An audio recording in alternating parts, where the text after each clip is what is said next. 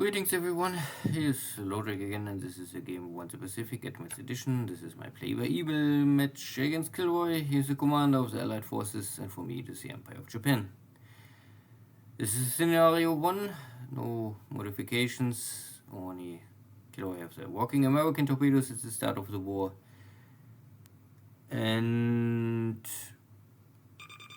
scenario, the new one, the 27B. Game version. So a little changes to the maps layout and bases. Last turn we had a little more active Navy night and day engagement, plus a lot of torpedo bomber attacks on enemy cargo ships in Nomaya.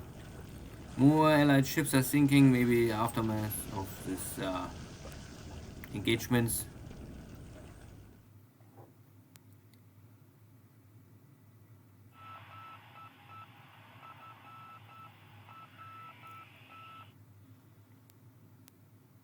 Not sure if we will see maybe additional strikes here, at least nothing at night. My torpedoes running wrong or deep, whatever. No hit here on this destroyer. My ships are burned out a little. Not that I lost anything, but too many damaged ships by collision and torpedoes. Damaged by on Fuso. But hopefully my Navy bombers can find the enemy last ships and sink them now. And yeah, I still try to bomb here also the Marshall Islands, but there's at least one Buffalo sometimes intercepting me. And killing here also one of my Nell bombers going out. But I create damage on the ground. Still, I don't like to lose here my good high trained torpedo bomber pilots against the Buffalo. Skies over Nomaya are clean. Flying Tigers trying their best to suppress my forces.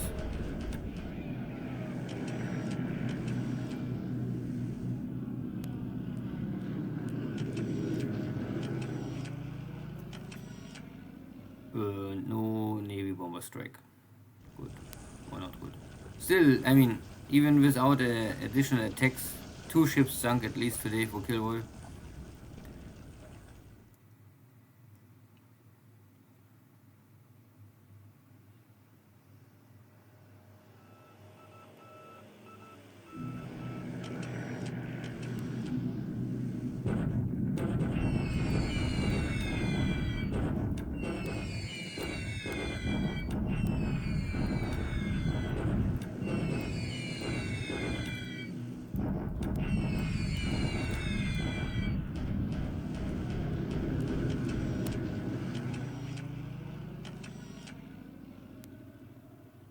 And no Navy bombardment.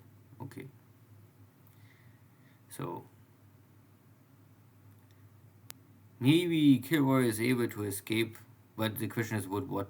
Maybe the heavy cruiser already sunk. And if one destroyer can escape, this will not change the balance of power in the Pacific in these days. My tanks are trying their best. And the one Chinese unit is off the map. The base is still under Chinese control. And my Kwantung army is fighting some behind the line battle. Wiping out 2 more Chinese corps. Temporary. In 1 or 2 months they are back in Chongqing. And Nanchang is under siege. Like many days already.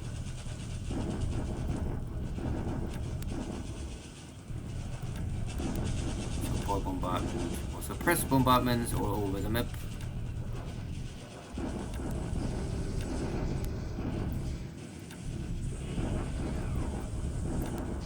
Burning supplies at the end. And nothing more. Good. So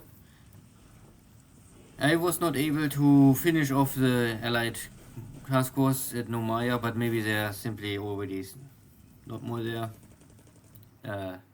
Maybe some escaped with speed, and others are already on the bottom of the sea. So, and there is nothing more to attack.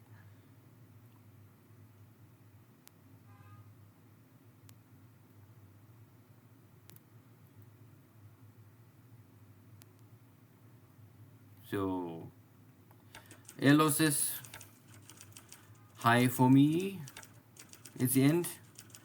First, you can see that I lost here not only one nil, two nils. So one is maybe killed by the interceptor, and one was damaged and then was written off after returning. Also important is this second cruiser sunk. So there was two sinking sounds. So one, I guess, is a destroyer or maybe cargo ship, and the other one was a second cruiser. So both Allied cruisers attacking Comac are dead now. Very likely. Let's say this. I don't know, but I guess. Also, 3 lost pilot today for me. The one wounded is normally returning. But again, no sinking ship for me today. And also, no sinking reported ship today. But the cruiser was dead. And it's of course a little gamey, or let's say a little strange, but it's a game, so you won't get some feedback, or it's very maybe strange to know what is happening all over the map, because you can see that KilRoy lost on the ground. This means more or less on the ship. The seagulls, a cruiser go down, or battleship. Yeah. And you hear the sinking sound, and then in combination oh, something sunk, okay, something sunk big, and yeah, there was a cruiser. Good. So in China, no real big change. I only try to clean up here the forces. I still try to bring in my last forces, or my forces, to wipe out the last British forces on Ceylon. So yeah, Nomaya is now only this one task force. So this is one destroyer. I think it was a reported destroyer, but no attack. And there's the other destroyer arrive in Nomaya, but can also be a AM. Sometimes this is wrong reported. But you can see that I might really focus all my submarines on protecting Comac, plus keep a blockade of Nomaya. That is number one priority for me. This is all deep water. Here is also normally no enemy destroyers can run your anti-submarine warfare, so my submarines are very safe here. At the same time, I can make sure that nearly impossible, nothing can go in or out of Nomaya without damage. And my ships are returning to repair. So still going back. Maybe I can what I always do is it's every player have a different way, but I always check my ships in the way that I first uncheck them, and then I check all my carriers where they are, what location. So I have normally 2 carrier divisions. One for the India Ocean is in Colombo just now, and the other one is in Rabaul. And what you see here on the map is always only active ships, so ships under repair will not be shown. So I have here still one cargo is under repair, so I cannot see it there. But it's here under repair, and I can normally fix this all locally because I have the system damages. Of course I can fix here, plus repair ship can repair up to 5 major damage. So I try here my best to fix Kaga. Kaga was an unlucky ship. It's shown here like a 1,000 pound bomb hit. But if I remember... Kaga gets a 1,000 pound bomb hit by the carrier battle, but survives this. The escort carrier also survived 3 or 4 1,000 pound bomb hits some days at the same battle, but then gets killed by KilRoy's super aggressive cruisers they just sunk. at Comac port. I won't normally bring this ship because it was so damaged to Comac and repaired emergency in Comac. But the day I arrived in Comac, also the enemy cruisers show up and kill the escort carrier. So the other carrier is under repair. This was the carrier more or less missed the battle, is here in Yokohama, because Yokohama have a very big shipyard. It's Akagi. Akagi is still under repair. There was one submarine torpedo hit, Mark 14, because we play here with working torpedoes. This is possible, very likely, simply. And this was hitting my engines very strongly. So Akagi missed this big carrier battle, luckily or unluckily. So still, so I can always see here my active ships not under repair. It's easily to check them where is this. You can also see that I normally Japan start with more or less 3 escort carriers. One I lost, one is under repair, and the other one is here on the map. And this is how I always check my ships. I always check normally before I close my turn, where is my ships, or at a position where they belong, or something is wrong, and if there's a damaged ship, where it is going, if it's returning or not. Because sometimes you miss this. You can also see that this is all my heavy and light cruisers. I have a lot of cruisers at Colombo now, parking, because I don't really know what I can do with them now. And if I don't move them, then I don't burn fuel.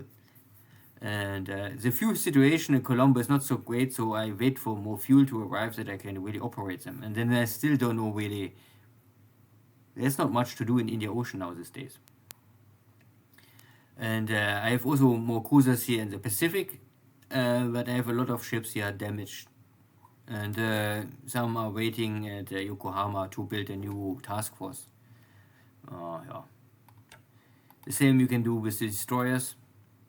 And I also park a lot of all my torpedo boats at the beginning of the war, after the first week or second week. I park them all in Hong Kong.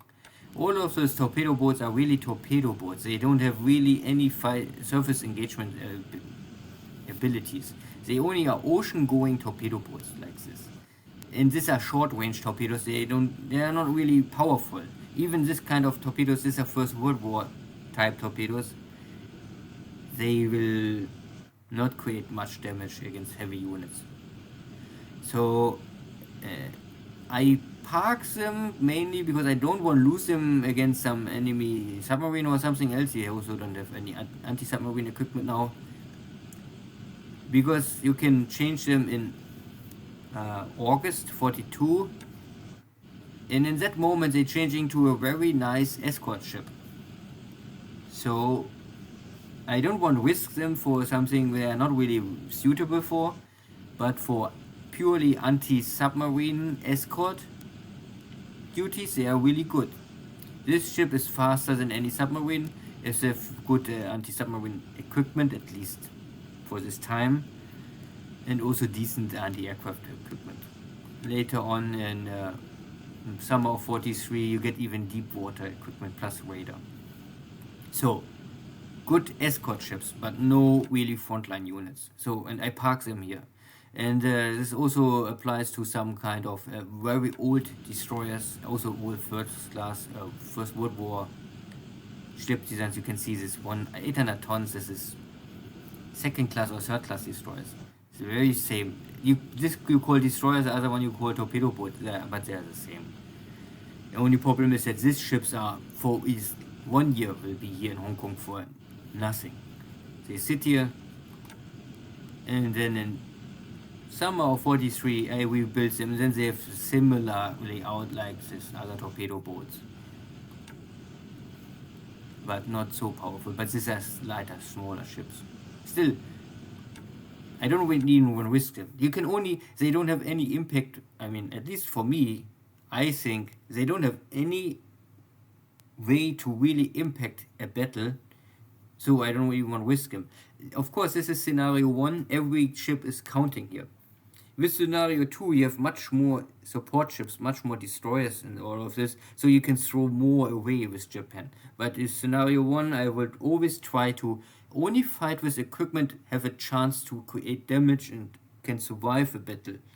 And all of this old equipment is normally supposed to change to escort ships and only cover your cargo ships. But you only need to do this if they have the weapon they can really fight back a submarine.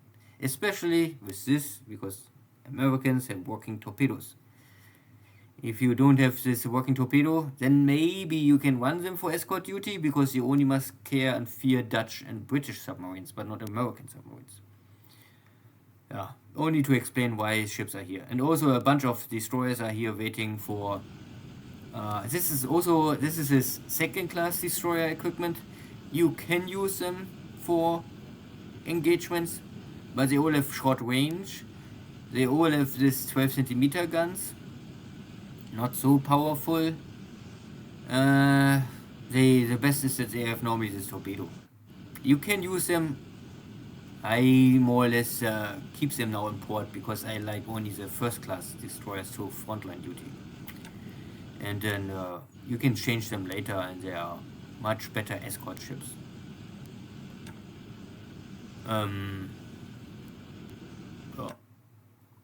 But again, if you play scenario 1 and scenario 2, there are really big gaps or different tactics you can use them or not. So I really have Tulagi, so all of my frontline destroyers, they're going for frontline duty and they're fighting, because they have the range, they have the firepower, they have the good torpedoes. You can see this is a Type 93 torpedo, and here before in Singapore, this is also Type 93, yeah, okay. But here it's always this short range Type 92 torpedo. The change is really drastically. This is like American torpedoes. The Allies, they all have this, I think, 8,000, 6,000 range. This is what the Allies are using. It's not bad, but the penetration is just 661 compared to new fleet destroyer. This is this oxygen working torpedoes. They have not double, but close to double the damage potential. So they're breaking really everything if they hit. Good. Thank you. See you next time. Take care. Bye-bye.